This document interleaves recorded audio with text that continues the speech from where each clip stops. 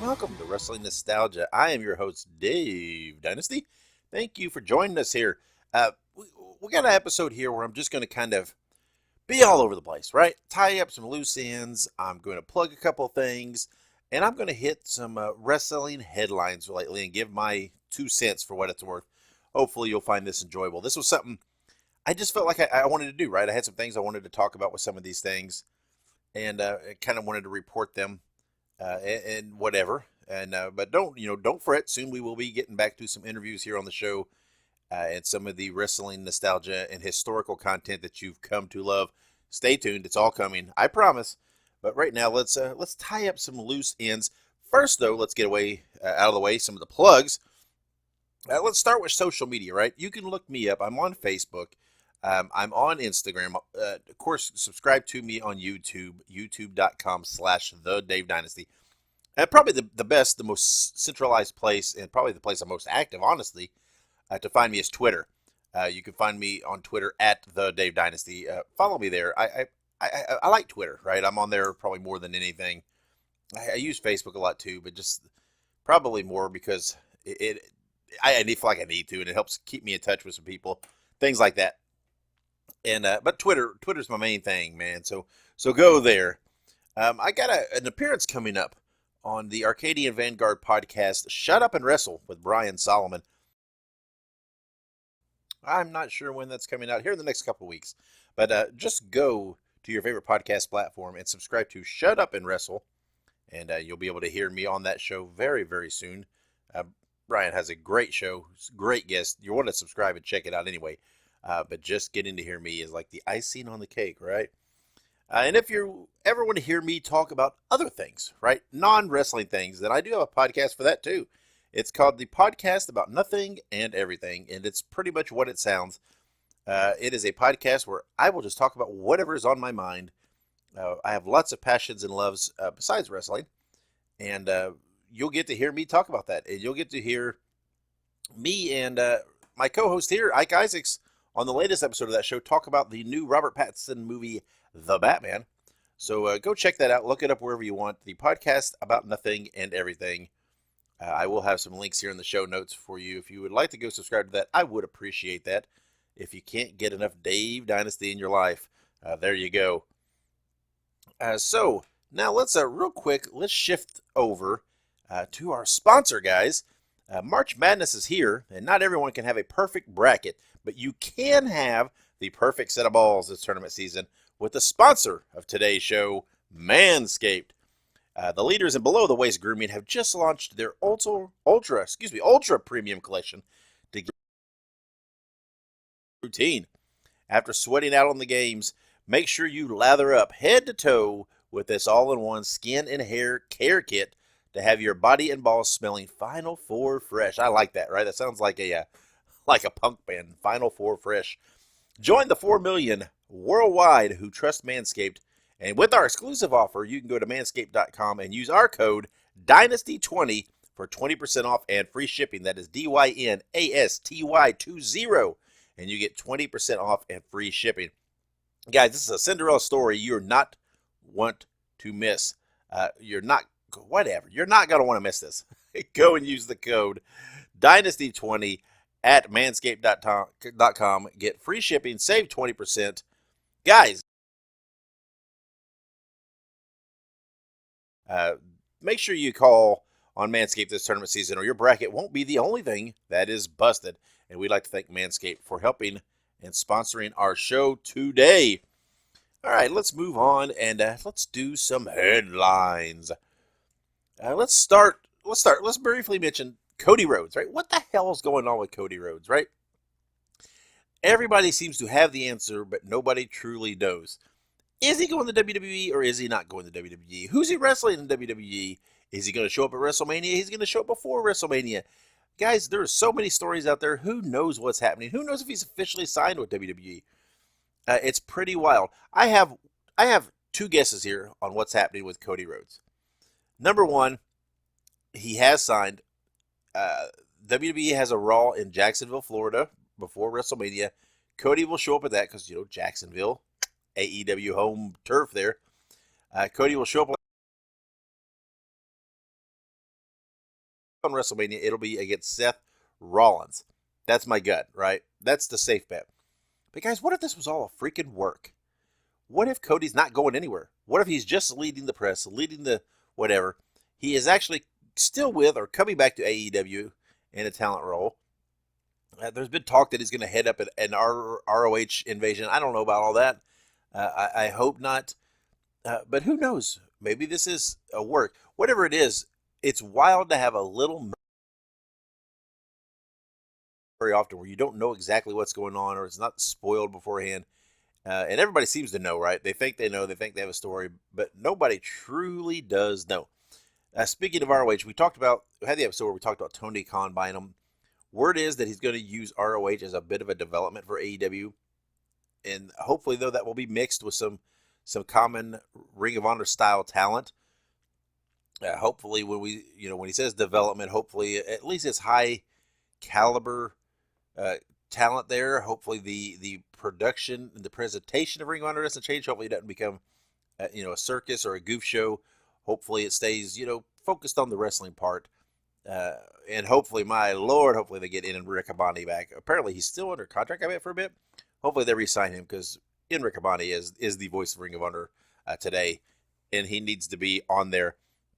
Real quick, let me give a shout out to old Big E. I'm not necessarily a New Day fan or a Big E fan, but we're sending well wishes here from Wrestling Nostalgia and from myself to Big E. He broke his neck on SmackDown recently. Here's hoping he heals well from that and gets back to doing his whatever it is he does, his wiggle and everything else soon. For all intents and purposes, everybody says Big E's such a good guy, but you don't want to see anybody get hurt, not in this capacity. So sending the best to Big E. Speaking of SmackDown, did I see, and I know I did, and I know you all, this is the talk of the internet right now, Pete Dunne on SmackDown. I didn't watch SmackDown. I just saw highlights and clips and etc. But Pete Dunne on SmackDown, now with Sheamus and whatever the other guy's name is, as Butch. They renamed him Butch, and they made him what? I don't know what he is. Is he a shoe shine boy? Is he a paper boy? What is he? And truly, I mean, we ask ourselves this all the time, what the hell is WWE doing?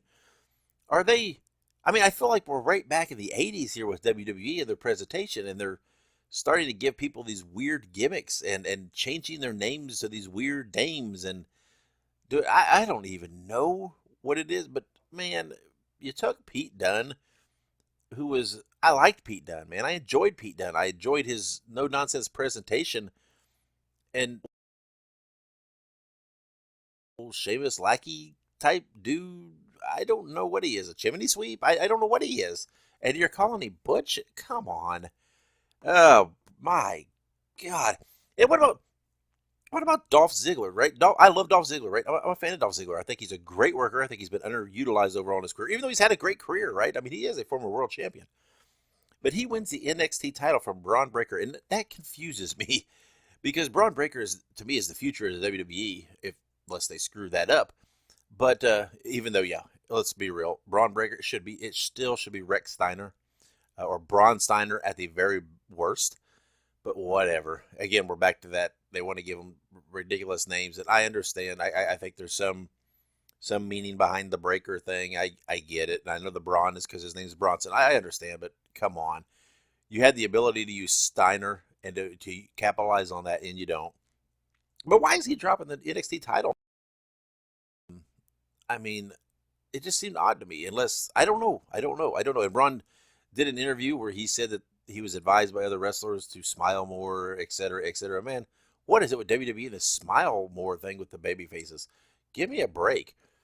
I don't want to see him smile. I want to see him ready to kick someone's ass. And not everybody has to smile, right? There are certain faces where that fits their gimmick, that fits their style, fits their appearance. Not Braun Breaker. I feel like, he made his debut on Raw, his first appearance on the big show.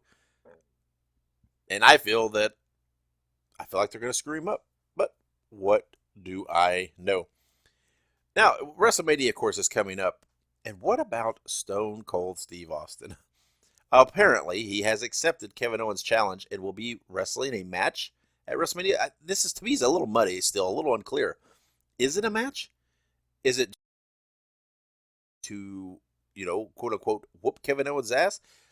I feel like we need to tread carefully with this because they want us to believe it's a match, but it could just be him showing up, boot to the gut, stunner, two fingers, and let's drink a beer. Will he be able to do the two fingers? Will WWE accept that right now? Who knows? I feel like this is weird, right? This is weird to me. I don't know. Steve Austin's been so adamant about he's done. He's not working another match, whatever else. I don't feel, and I could be wrong. I don't feel any of this conversation back and forth with Owens and Austin and his acceptance to be there at WrestleMania in Dallas. I don't feel like he ever just came out and said, "I'm coming. We're going to wrestle a match." There's nothing that says that. He's just saying that he's going to, whatever, get revenge on Kevin Owens for speaking bad about Texas, and et cetera, et cetera. I feel like this might be a little misguided, but who knows?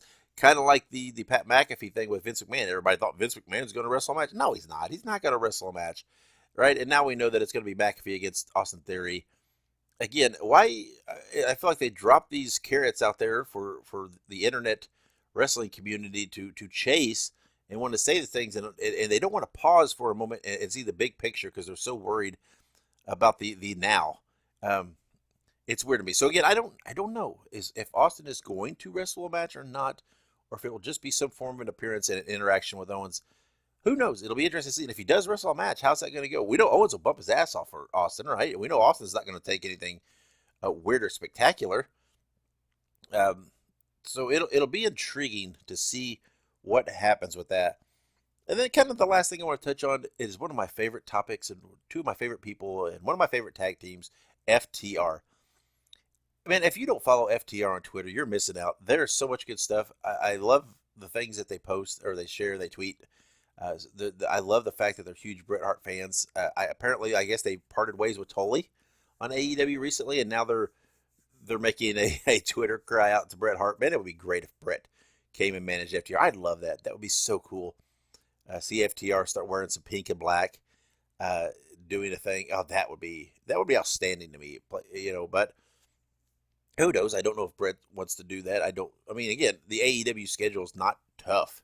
With the TV tapings and everything else, it wouldn't be that tough for him.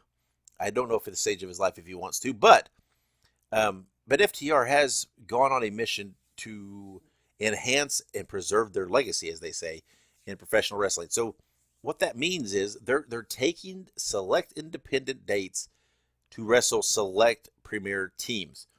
This means we could get some spectacular dream matchups with FTR, and I'm so excited, and I want to see them all.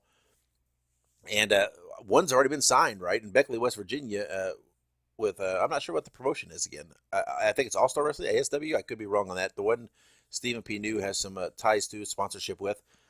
They're in Beckley, West Virginia. FTR is going to wrestle the American Wolves. That will be spectacular. That's great. I can't wait to see who all they wrestle on this thing, on these dates, to preserve their legacy, so to speak. And I love it when guys go out there and we get these dream matchups. Right? We saw FTR versus the Rock and Roll Express. We're seeing FTR against the Wolves, and who knows what else? They can wrestle. There's lots of teams, and there's lots of promotions that will make this happen. And it's so cool to see these, quote unquote dream type matchups that never used to. We couldn't see this kind of stuff. So I'm excited to see what happens. I know they're controlling the dates very closely, so you're not going to see them just come out and wrestle Joe Schmo and Joe Blow on some 2-bit show somewhere in the middle of nowhere. But that's all, right? I hope this. I know the show was kind of short again. I just wanted to touch on a few things, hit some highlights and headlines, because I felt like I needed to put some content out there for you, and I wanted to talk about some things, right? I have opinions, and sometimes I like to get them out there, and I hope you like to hear them. But we will be back soon with some interviews and some wrestling history and some deep dives into those things, the stuff that you come to love here from our show. But until that time, wherever you go and whatever you do, be good, be safe, and keep on growing.